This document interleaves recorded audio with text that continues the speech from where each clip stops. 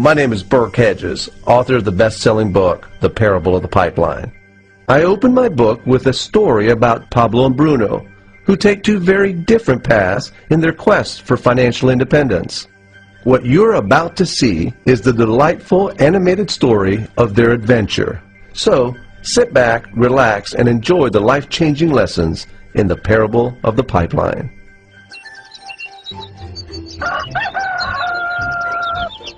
Far away, in a small village, near a beautiful valley, lived two friends, Pablo and Bruno. They were both young and dreamed of a better life for themselves. They'd often discuss their dreams about how they would become the most successful men in the village.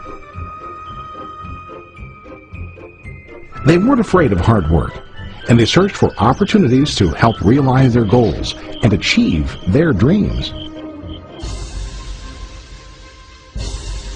One day, an opportunity presented itself.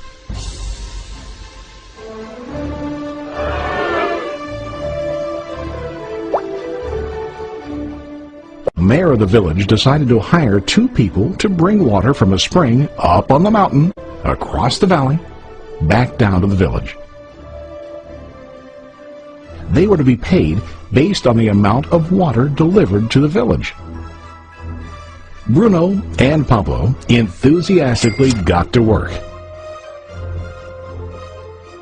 Every day, from morning till evening, they carried buckets to and from the spring. They worked hard, carrying water to the village. In the evening, they'd return home with their day's wages.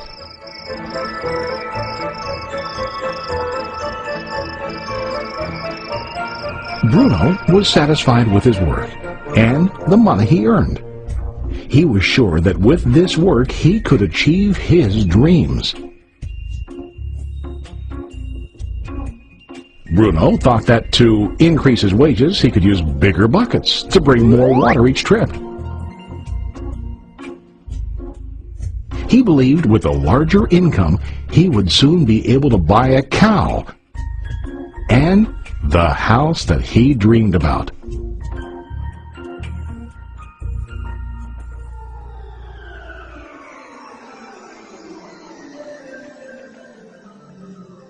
Now Pablo was not satisfied. At the end of the day, his back and hands ached, and he was exhausted. He was looking for an easier way to earn more. One day an idea occurred to Pablo. He imagined building a pipeline to deliver the water from the mountain spring to the village. With this pipeline, he could get more water to the village without carrying buckets back and forth from the spring to the village. Soon, he got very excited about his idea and began to plan. Pablo, of course, shared his idea with his friend Bruno and asked him to join with him to work on and help build the pipeline. Bruno thought the idea was crazy. All Bruno could think about was what his money could buy today and how to get it quicker. He felt that building a pipeline would slow him down and delay him in achieving his goals. Instead, Bruno got bigger buckets and went more often back and forth, fetching water. He was sure that with this method, he could make more money. Pablo decided to build the pipeline on his own. He understood that it would not be easy to build, and it would take time to complete the pipeline. Pablo knew that it could take several years to finish, but he set his mind on his goal. Every day he worked and carried water like before. But on weekends and during his spare time, he worked hard to dig in the rocky soil and build his pipeline. In the first month, there was little to show for his work.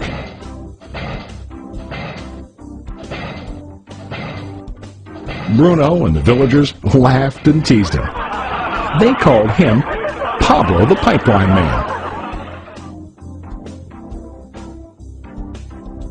During this time, Bruno's income doubled.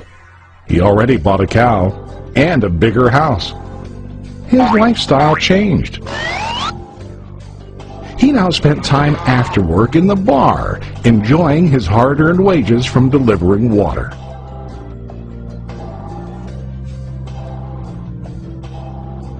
What Bruno didn't realize was that his body was starting to stoop from carrying heavy buckets every day.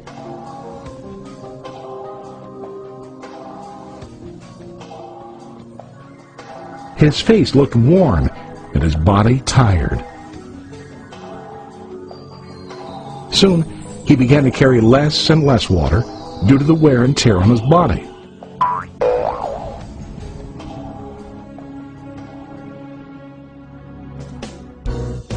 Month after month, Pablo worked. Soon a year passed, and then a second year. Finally, Pablo finished his pipeline. He now used his pipeline to deliver water to the village instead of carrying buckets. Pablo was now earning more money than ever before. The water continued flowing to the village, while Pablo wasn't working. While he slept and ate, the water flowed. Pablo was happy and proud of his insight, persistence, and hard work. Now his income flowed as long as the water flowed through his pipeline.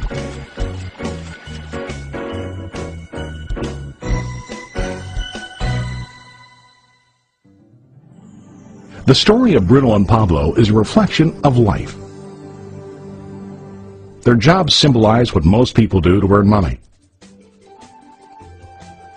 Bruno gets his money using buckets.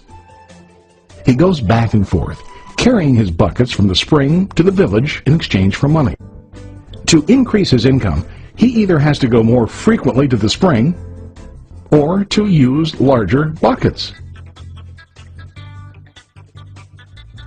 It's common in real life to increase our income by working harder.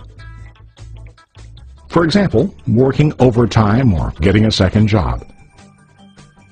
We also increase the size of our buckets by accepting a higher paying position, which often includes spending more time on the job. Most of us exchange time for money like Bruno. We know that every person has only 24 hours in the day and that it's not possible to use all our time to work. The most difficult time comes when we can no longer exchange time for money due to age, health, or other reasons. Then, our income stops. Now let's review what Pablo did. Very wisely, Pablo did not exchange all of his time for limited income, but he used some of his time to build a pipeline. He knew that the pipeline would bring ongoing income as long as the water flowed. An ongoing income that multiplied the time he worked each day. Pablo knew that someday, maybe because of age or health, he would no longer be able to exchange his available time for money. Pablo knew that if he could make his idea of a pipeline work, then he only has to do the hard work of building the pipeline. After the pipeline was completed, Pablo was able to monitor and maintain the flow of water to ensure that his income will continue.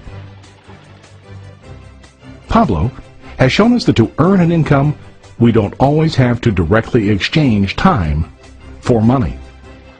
There really are better ways. How about you? Are you still like Bruno, who directly exchanges time for money? Or do you want to be like Pablo, building and maintaining a pipeline for ongoing income? If you are interested in the idea of building your own pipeline, contact the person who lent you this presentation. You can start building your pipeline today.